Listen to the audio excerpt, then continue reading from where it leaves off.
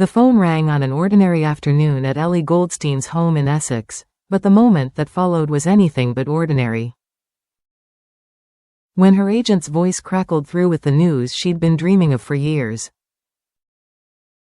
Ellie's reaction was visceral, a scream of pure, unfiltered joy that echoed the sheer force of a lifelong ambition finally being realized. To anyone else, it might have seemed like the leap of a lifetime, nearly too extraordinary to believe. She was going to be on Strictly Come Dancing, but for Ellie, it was a destiny she had insisted on manifesting with conviction long before the phone ever rang. "I just knew it was going to happen," she says, her face alight with that enviable glow of someone who feels deeply in harmony with her own purpose. "I told my mom, I'm going to make Strictly happen. And I meant every word." Raised to believe, against all odds, Ellie's mother, Yvonne, is the first to tell you that believing in her daughter did not come from naivety, it came from love tempered with steel.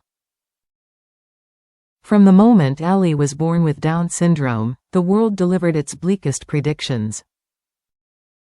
Medical staff offered stark assessments and unwelcome advice. At one point, a nurse even asked if Yvonne wanted to leave her newborn at the hospital. Doctors warned that Ellie might never walk or talk, that her opportunities would be limited, that life as most people knew it would simply not be hers. She raised Ellie to defy expectation, to embody possibility instead of limitation. She didn't retreat. Yet Yvonne didn't recoil. "That's just the lens through which we saw the world," Yvonne reflects now. "I didn't see what she couldn't do, I saw what she could become." Heart surgery and quiet courage. At 5 months old, Ellie underwent an 11-hour open heart surgery, an ordeal that tested every ounce of a mother's faith.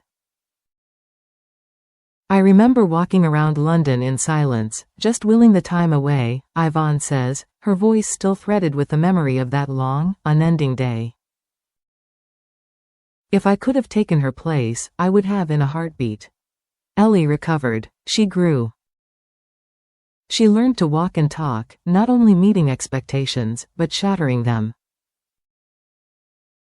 2 decades later, Yvonne hopes the world has evolved too, that the outdated attitudes she encountered in hospitals and waiting rooms have softened. That parents today wouldn't face the same entrenched discouragement she once did, but she knows that transformation doesn't happen without people who live it, without stories like her daughter's. "One of the reasons I'm so proud of what Ellie has achieved," Yvonne says, "is that she's helping change how others see people with learning disabilities." Breaking barriers in fashion and TV. Ellie's journey through the worlds of fashion and entertainment has been anything but conventional. She graced the cover of Vogue, walked for iconic brands like Gucci and Adidas, and cultivated a presence in the fashion world that stands not on tokenism. Still, her ambitions only grew. But on talent and authenticity. "I wanted to be on Vogue, and that happened. I wanted to act, and I got the part on Mallory Towers," she says, "but Strictly was my big dream." Her first acting role as Nancy in the BBC drama Mallory Towers has already earned her a nomination for an Emmy Award, a stunning achievement for anyone. "It was a huge shock when I found out," she says with humility. "Let alone in a debut performance. It was my first ever acting role, and it was a beautiful experience. And yet, for all that acclaim, she still ranked Strictly as the summit of her aspirations, a dream she claims she manifested long before an agent dialed her number. A partnership forged in kindness when Ellie's name was announced as a Strictly Come Dancing contestant. She initially hoped she might be paired with Nikita Kuzmin, a professional dancer she admired. But fate, in the warm guise of VITO Coppola, had other plans. "He wasn't just someone I wanted to dance with," Ellie says. "From their first meeting, something clicked. I knew he'd be my friend for life." Backstage, the nerves were real. The bright lights and expectations of live television can make even seasoned performers tremble. Yet Vito was there, not just as a partner, but as an unwavering source of support. I would be crying backstage, Ellie admits, and Vito would be there, telling me everything was going to be okay. He cooked her meals. He mixed her pasta and wraps between rehearsals. He hugged her when the training became exhausting, when the pressure mounted, when the emotional and physical demands collided in a flurry of doubt. Their connection wasn't just visible on screen, it was palpable, a heartfelt farewell. And still dancing. Week 6 of Strictly Come Dancing was Halloween week. And Ellie and Vito danced a fiery tango to Lady Gaga's Abracadabra, a performance that remains one of Ellie's favorites. When the votes were tallied and their time on the show came to an end, there were tears. It was my favorite dance, Ellie says.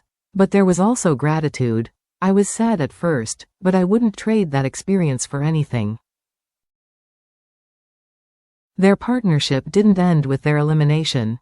Vito sends Ellie voice notes most nights. The two continue to dance together every week.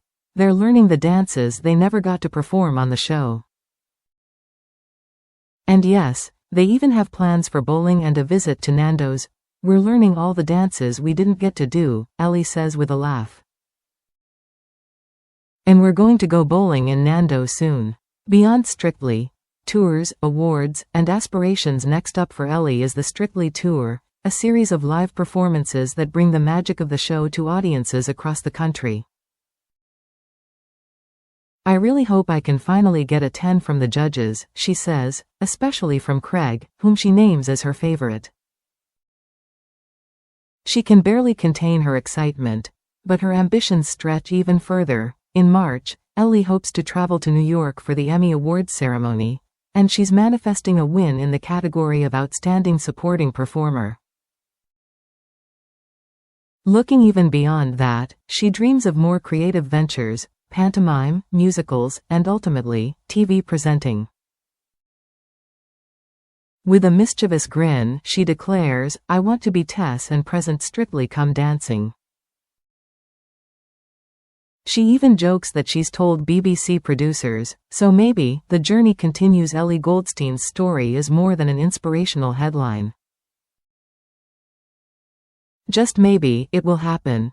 It's a living testament to resilience, to the power of belief, to the profound impact of support and friendship, and to the limitless horizons of human potential. Whether she's on the dance floor, on the stage, or, one day, behind the Strictly desk as its presenter, one thing is clear: Ellie is just getting started.